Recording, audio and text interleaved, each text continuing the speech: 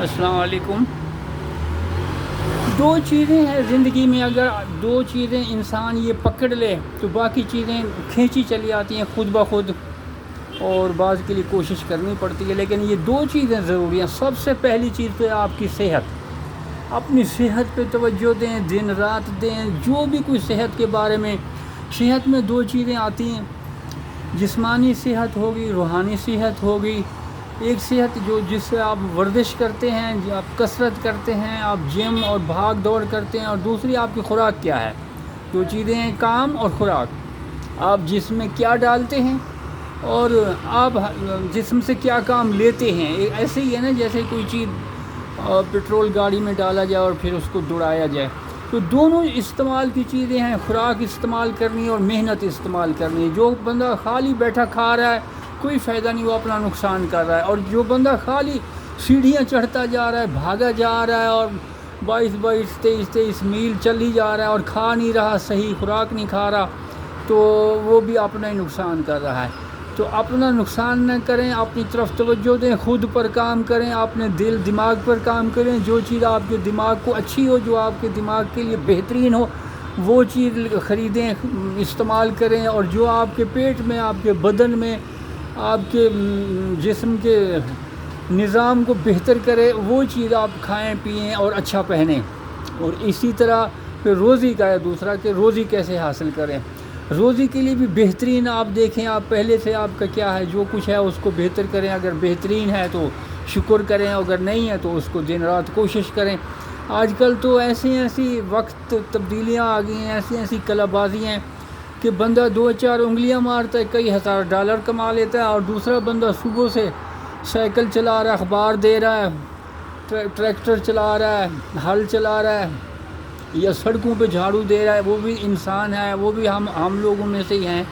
جتنی قابلیت یا جو کچھ ہم رکھتے ہیں اس میں بھی خوبی ہے، لیکن وہ اپنی خوبی نہیں پہچان سکا، تو لوگوں کے گھروں میں، سڑکوں پر ادھر ادھر باتھ روم صاف کر رہا ہے اور صفائیاں کر رہا ہے۔ اگر وہ اپنی خوبی پہچان لے، وہ یہ کام کرانا نہیں چاہیے انسان سے۔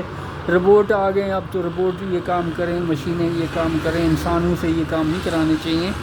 اور خود پہ کوشش کریں، آپ محنت کریں، اور محنت کی آگے ایک حد ہوتی ہے، حد میں رہ کے محنت کریں۔ صبح ہر صورت میں اٹھیں، سیر کریں جتنا کر سکتے ہیں، سبزوں میں جہاں بھی کہیں سبزہ نظر آئے وہاں جائیں، وہاں بیٹھیں، چلیں پھریں، گھومیں، ورزش کریں، ہاتھ پاؤں ہلائیں درختوں کے نیچے، جہاں درختوں، وہ ہر شہر میں پارکیں ہوتی ہیں یا سرکاری زمینیں ہوتی ہیں خالی پڑی ہوتی ہیں، عموماً ان میں بہترین درخت ہوتے ہیں۔ یہاں لاہور میں بھی بہترین پارکیں ہیں، باغ جناب بہت پرانی، جیلانی پارک بہت پرانی پارک، شالیمار بہت تاریخی باغ ہے، بہت پرانا۔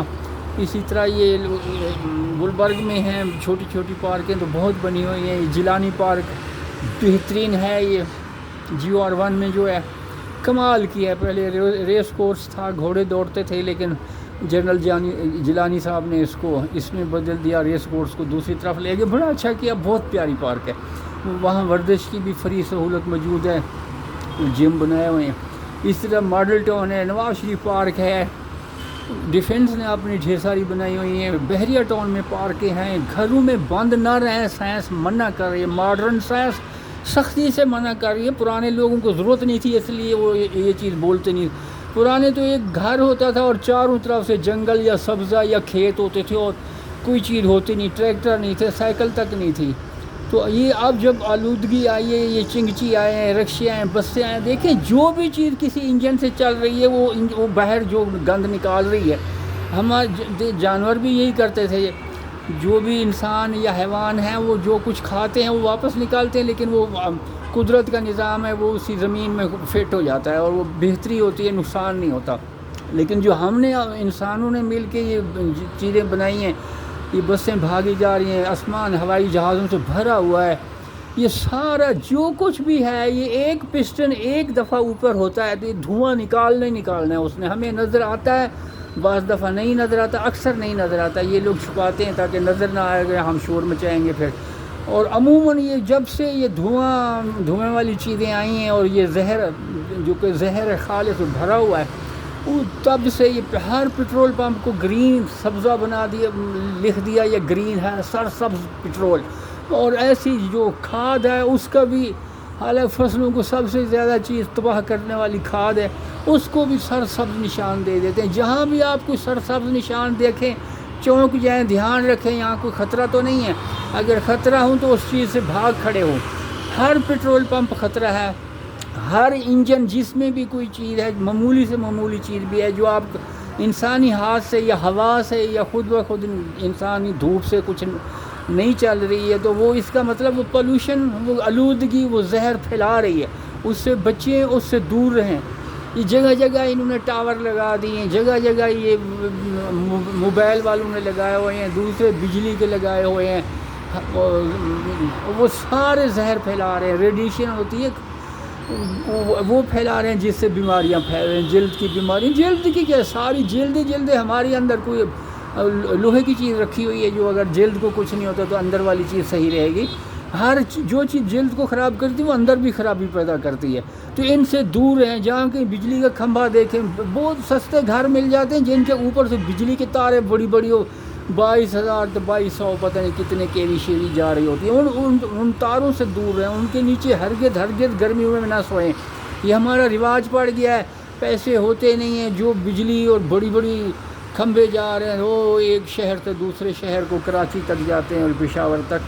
ان کے نیچے جو زمین ہوتی ہے وہ سستی ملتی ہے، لوگ بیچارے غریب خرید لیتے ہیں.